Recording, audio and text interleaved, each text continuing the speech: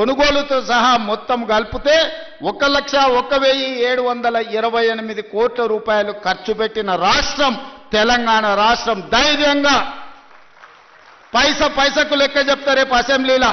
18 నెలల్లో రైతులు పండించిన పంటకు గిట్టుబాటు ధరతో పాటు బోనసు, రుణమాఫీ, రైతు బీమా, రైతు భరోసా కలిపి 1,00,000 కోట్ల రూపాయలు ఖర్చు పెట్టిన ప్రభుత్వం, ప్రజా ప్రభుత్వం, మన ప్రభుత్వం. ధైర్యంగా గ్రామాలకు వెళ్ళి చెప్పండి. ఏ గ్రామంలో అయినా సవాలు విసురుదాం. ఆ 10 సంవత్సరాలలో వాళ్ళు చేసిన రైతు రుణమాఫీ ఎంత, ఒక్క సంవత్సరంలో మనం చేసిన రైతు రుణమాఫీ ఎంత.